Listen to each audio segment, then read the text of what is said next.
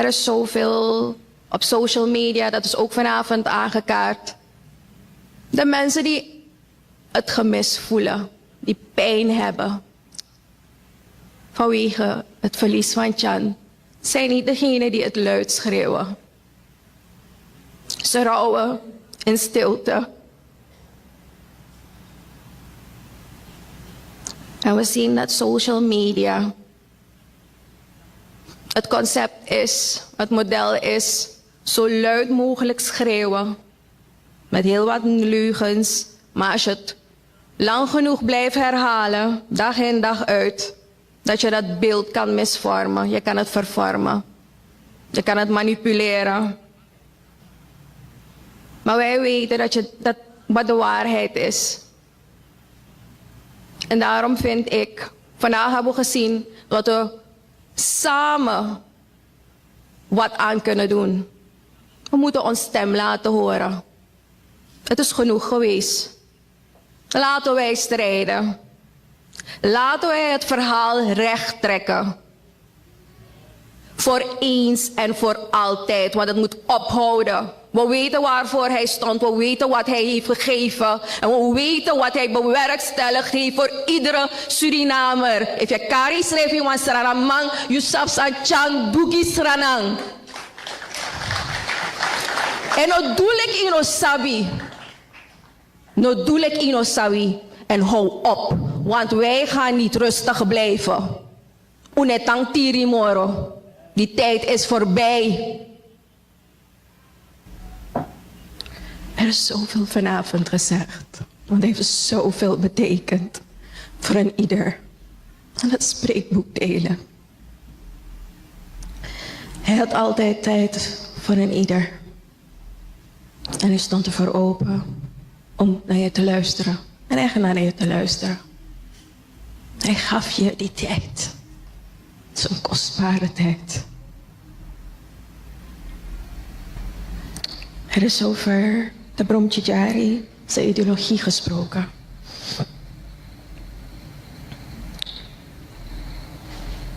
Wat hij allemaal in zijn carrièrebeloop heeft gedaan.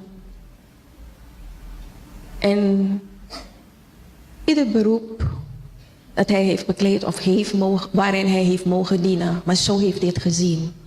En dat is ook benoemd dienstbaarheid. Hij heeft het inderdaad zo benaderd.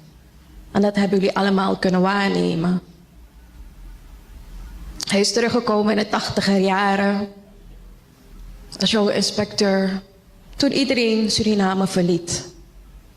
Dus het is niet iets dat later is gekomen. Het is wie Chan is geweest. Voor mij is het zijn Brahmachari, waar hij is de grondlegger van geweest, maar het is niet alleen de grondlegger, een ideologie of een filosofie. Hij leefde het, hij heeft zijn hele leven daarnaar ingewijd, toegewijd, dienstbaarheid. Eén natie waarin iedere Surinamer zich erkend, gezien en vertegenwoordigd mag voelen. In zijn ideologie heeft iedere Surinamer het recht. En ze mogen weten dat zij of haar bijdrage telt in deze samenleving.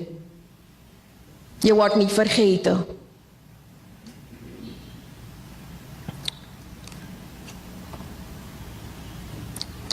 Hij werd voorzitter. Jullie kennen het verhaal.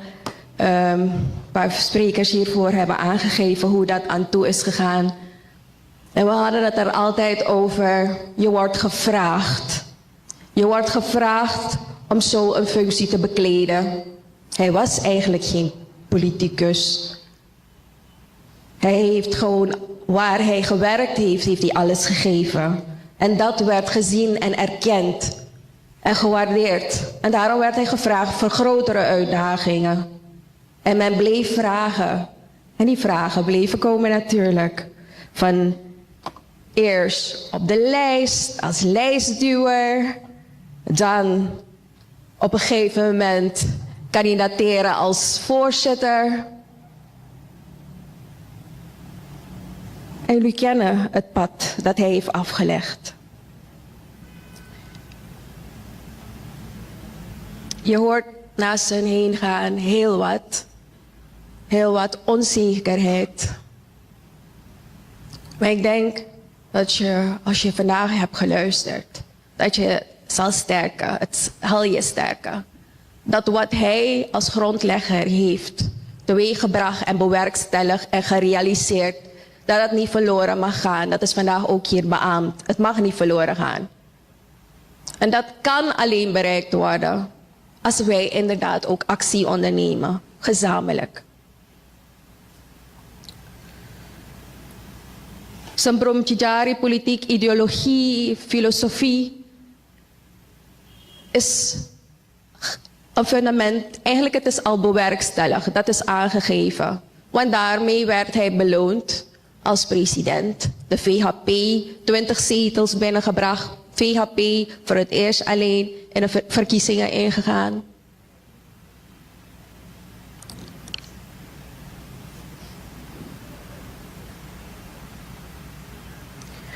Hij werd president 16 juli 2020. En ik weet dat we allemaal een idee hadden van wat de situatie was van het land. En er werd heel veel over gesproken. Maar believe me, en ik denk dat de ministers en toen bestuur, regering, ze waren nog niet bekend met wat de werkelijkheid was. En geeft weer aan dat een leider in deze tijden, in tijden van crisis, dan pas zie je wat die krachten zijn. Wat hun kracht is en wat ze kunnen bewerkstelligen. Jullie kennen het beeld, staatsschuld ver boven de BBP, een economie die ingekrompen was, inflatie boven 60%. Jullie kennen het. Maar kunnen jullie nog heugen? De dag toen hij als president werd, of de inauguratie plaatsvond. Diezelfde dag heeft ratingsbureau Fitch Suriname uitgeroepen tot eigenlijk de junk-status gegeven. De dag waar hij het overneemt. Geen bemoediging. Geen steun. En de volgende dag, je tweede dag, dan volgt Standard & Poor met soortgelijke rating. Dus dit zijn die stappen, de laatste stap voordat een staat bankroet wordt verklaard. Het was het al. Ze gaven je eigenlijk een beetje touw om jezelf te hangen, basically. Maar ze kenden Chan niet. Nog erbij, in de COVID-periode, waar de hele wereld lam lag. Dan moet je nog dan je situatie en de wereldsituatie en je moet wat gaan doen. En iedereen kijkt naar jou, want alles is op jouw schouders. Want Chan is de man die alles kan. En Gado krakt die in, want hij heeft het bewerkstelligd. Gado krakt die in, want wie kon het in 3 jaar doen? Na Gado ben de FSC man. Hij heeft Chan uitgekozen, uitgerekend, om in die storm het schip van de staat weer op koers te brengen. Hij heeft die harde keuzes moeten nemen. Niemand durfde te nemen. Want die schuldeisers stelden als eis dat het IMF-programma uitgevoerd moet worden, dat IMF erbij gehaald moet worden. Want er was geen kans anders om aan kapitaal te komen of schulden te herschikken. Er was helemaal geen ademruimte. En hij kon voor populisme hebben gekozen, zoals velen voor hem in die 10 jaren voordat hij aantrad. Maar nee, Chan was dat niet. Hij koos voor het moeilijke pad. Hij koos voor IMF met los van wat ze aan voorwaarden stelden. Maar iedere keer weer ook zwaardere en zwaardere prior actions. En de ministers weten daarvan. En u kent de lijst. Bezuinigingen, belastingverhogingen, loslaten van de koers. Allemaal maatregelen die pijn deden.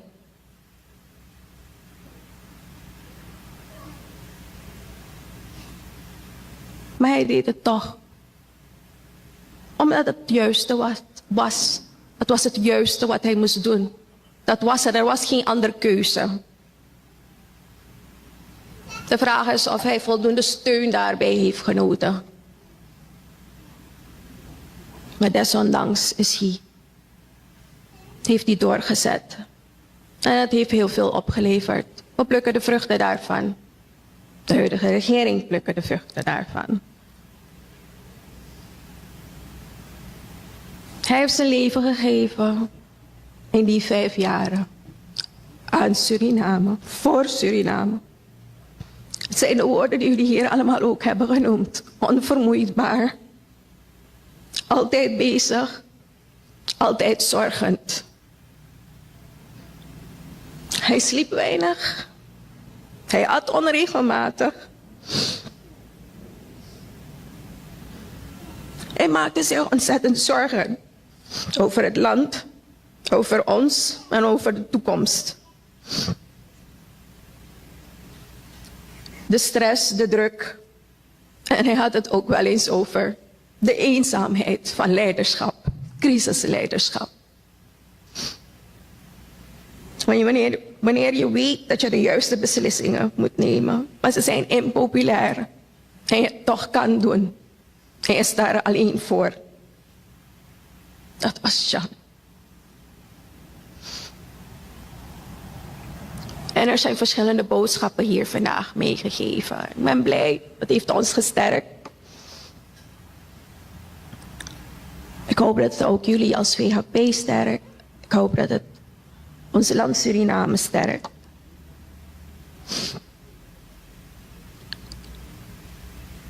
Ik weet dat mensen zich zorgen maken.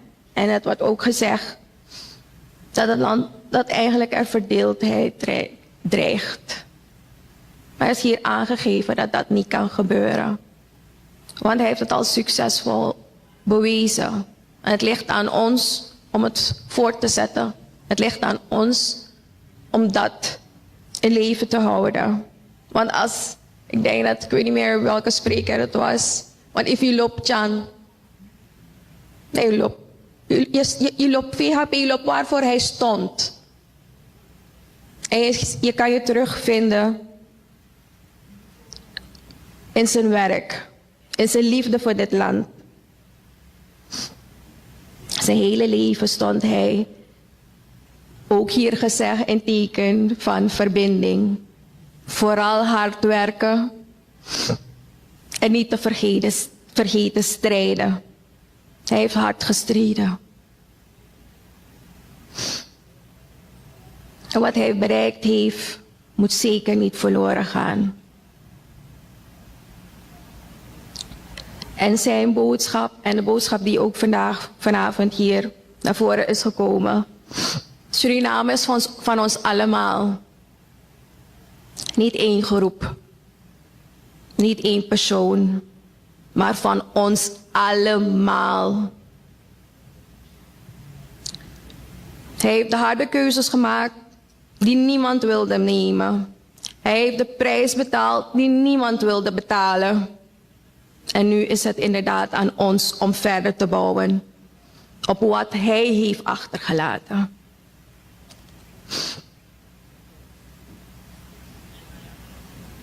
Hij was een mens met heel veel kracht. En hoe taki gado ben krakaing. Hij had zijn kwetsbaarheden. Maar we erkennen en we blijven erkennen wat hij allemaal heeft opgeofferd. Wat hij voor ons heeft gedaan en wat hij voor ons heeft bereikt. Hij blijft een symbool van eenheid. Een ware patriot.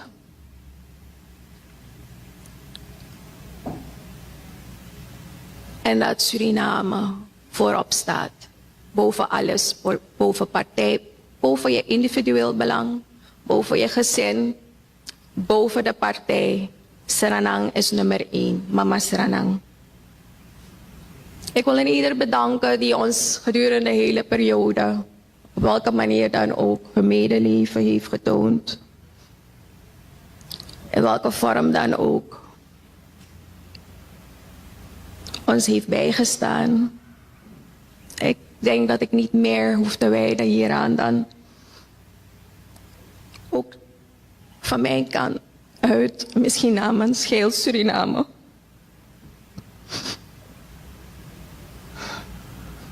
John, dank je wel. Dank u wel, pres. Mogen jouw ziel rusten in vrede. En mogen jouw droom van eenheid voortleven. In ieder van ons. God bless John. God bless us all. Thank you.